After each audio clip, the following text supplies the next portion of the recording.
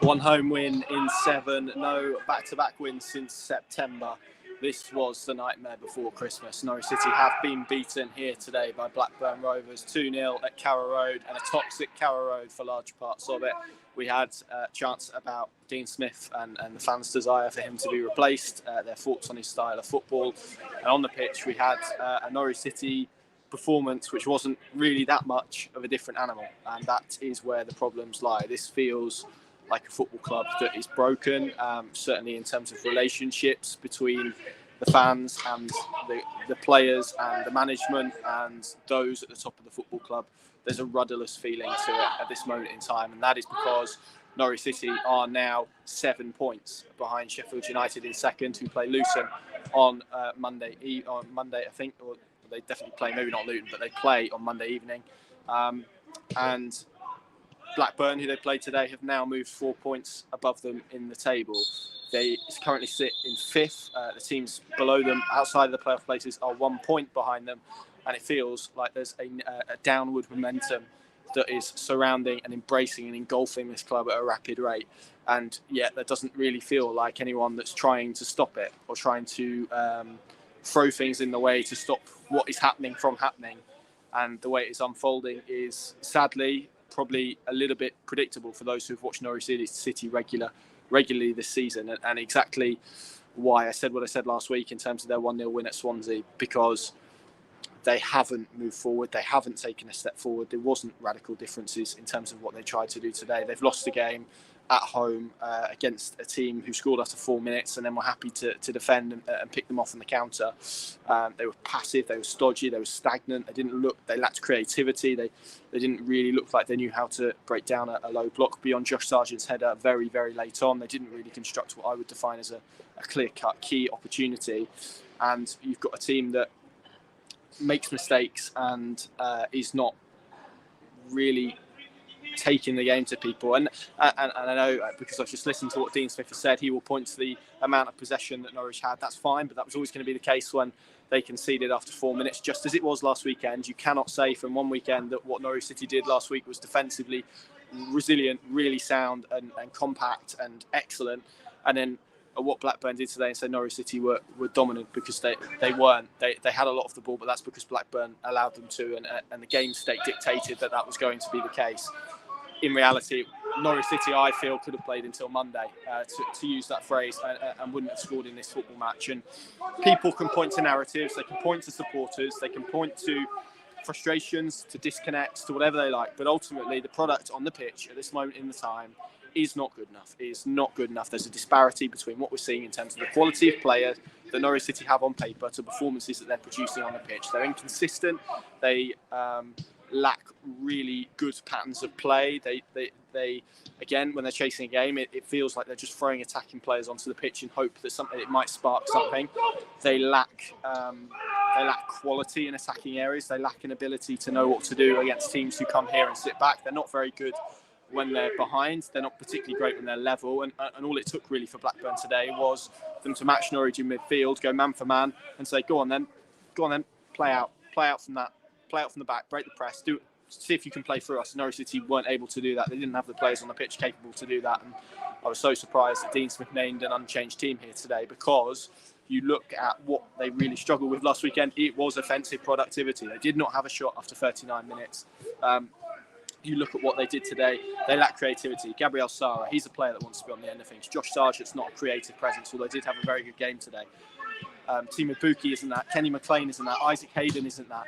So you end up really with Daniel Senani, the only man in the starting lineup, and he couldn't get a kick before the World Cup break. He was out of the squad in the cold. And obviously there's mitigation. People will point to Aaron Ramsey and Todd Cantwell missing this game, but Norwich City had enough in that team to win this football match today. And I'm sad to say that it was the way they were set up. It was the way that they played, and it has been all season that is costing them at this moment in time. And as I said, it feels like they are on a crash collision course, and no one is trying to prevent it from happening. No one's willing to press the brakes or put the handbrake on or try and change the outcome of what it feels like this season is veering off into. It just feels like a degree of acceptance and a degree that where they are is good enough. And that's not the case. This is not good enough for Norwich City. It's not good enough for this group of players. And ultimately, who has set the expectations? It is not Norwich City fans who have set the expectations. It's those inside the club who said about a top 2 finish. Dean Smith has referenced a top 2 finish. This group of players is not going to get a top 2 finish in its current form. And when a crowd turns like that, to quote a politician, when the herd moves, it moves. Norwich fans have moved. They've shifted. This was the tipping edge. They want Dean Smith to go, and it's going to be very difficult now to alter that perspective and alter that opinion. And I think we see in football when fans turn like that, if not now, if not then, but eventually it happens. And Norwich City, as they have done in the past, have commonly waited too long for this to happen. It feels very much like 2016-17 when Alex Neil probably should have left the club a lot sooner than he did. It was March until he eventually fell on his sword. Certainly doesn't feel like, and having listened to Dean Smith tonight, he doesn't feel like a man who's desperately clinging on. And those are the noises for me that we've been kind of hearing all season. So whether today has drastically shifted something, whether there's a financial element to all of this, we do not know. But as things stand, Norwich City are in an absolute mess on the pitch and off the pitch, and it feels really difficult to know how to arrest that and how to change that. And by off the pitch, I simply mean their connection with people. This group of players, this manager, this style of play is not connecting with people. The fans aren't buying it. They don't like it. They don't want it. That's their decision. That's up to them. It's not for me to say whether that's right or wrong. That's their choice to make. They aren't happy. They aren't happy with what they've seen. And you could say, well, if they'd have won today, they'd have gone third, but they didn't. And it doesn't subside from the fact that this is what we've seen all season. The only consistent thing about Norwich City this year has been their inconsistency, their inability to have a defined style of play, to look coherent, to look cohesive, to play with intensity and passion and ideas and freshness and inspire people. This was flat, really flat, and it didn't look like a team that was desperately trying to win a football match. It was disjointed, stodgy, one-paced, difficult to watch, and that has been the case, I'm afraid to say, on too many occasions this season. And something has to change. Something has to change, whether that is the head coach, which I don't think it will be, or whether that has to be in terms of how they approach the upcoming games. Something has to give here, because this cannot go on like this. This cannot go on with these people in the stands feeling so far removed from what they're seeing on the pitch. It cannot be that you've got people running this football club who fans aren't connecting with, who they aren't hearing from, who there aren't scrutiny of. And all of these elements makes this, at the moment, feel quite broken and feel quite broken on and off the pitch. And it's difficult to know how you fix that and how you press the reset button and go again. And it's really difficult to put into words. But let's break down this game then. So Norwich City conceded after 4 minutes. It was a free kick from Tyler Morton, curling ball in. I think Gallagher kind of miskicks it. There is an element of fortune involved. Ben Gibson's already committed. He plants his leg. The ball hits his knee, and Angus Gunn, if you watch the replay, just takes a slight step to his right. That sort of misplaces him. I guess he can't then cover the ground needed to claw that one out of the net, and it kind of dribbles in over the line. And from there, to be honest, it kind of felt like Carrow Road, and everyone knew what was coming from here. It kind of felt like the narrative, if you want to use that word, since I think it will become a bit of a buzzword tonight, was set. It wasn't the feeling in this ground that this Norwich City team were able to respond to that adversity and overcome it. And actually that proved to be the case, because as a reference, beyond that Sargent header towards the end, which went to goal line technology review system, and Kaminsky had to claw that out. Norwich were already 2-0 down at that point, by the way. I'm really struggling to come up with a real opportunity that they created. There was a lot of huffing and puffing on El Hernandez, made a real difference. I thought Josh Sargent was excellent tonight. It's going to get lost, I think, in the aftershocks of this result, but I thought he was very good. And then the second goal comes in the second half later on. Blackburn break. They cut through Norwich City midfield far too easily, and there had been warning signs before that. And I spoke about maybe how simple it was for them this evening in terms of setting up. They pressed a bit from the start. They pressed pretty well in the first half. They disrupted what Norwich City were trying to do. The ball comes into Dolan. He kind of dances around, I think, and takes a shot. I think it comes off Ben Gibson, and again goes into the back of the net. So an own goal and a deflected goal on the surface. It doesn't look. It looks like an unfortunate game or result. And I know people will look at the statistics who maybe haven't been here tonight and will come to a conclusion that it was incredibly difficult to, or incredibly difficult maybe to be harsh on what they have seen. And this game was on national television. That adds an extra element to it as well. There's a fair amount of empty seats, and I know there are train strikes, and it's cold, and this was televised, and there are mitigating circumstances. But if this was Manchester City at home, there wouldn't have been those empty seats here tonight, I don't believe. I think there is an element at the moment of people, I'm going to use the word, so if you don't like the word disconnected, turn off, but there is a degree of disconnect between what they're seeing at the moment, and people can say that that's being amped up. I don't believe that it is. You only have to listen and see what we saw in this ground today to know that. So where next is the thing that we need to ask ourselves, because either Norwich go in one direction or they stay on this course and they try and change it from within. And that, I feel, given the mood, given the toxicity around this place, is very, very difficult. Not impossible, but difficult. And we're not talking about minor tweaks. We're talking about major surgery. Norwich City, I mean, the idea that they just needed to improve out of possession is remarkable, really. But again, I know it's going to be used. I know the statistics are going to be used. Having 60% of possession is fine.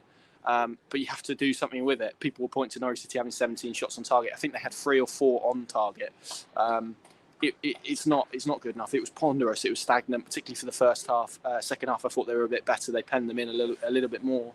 But these trends that are there, the atmosphere in this place, it's hard to sum up. It's hard to sum up how everyone is feeling and how it feels to be here tonight.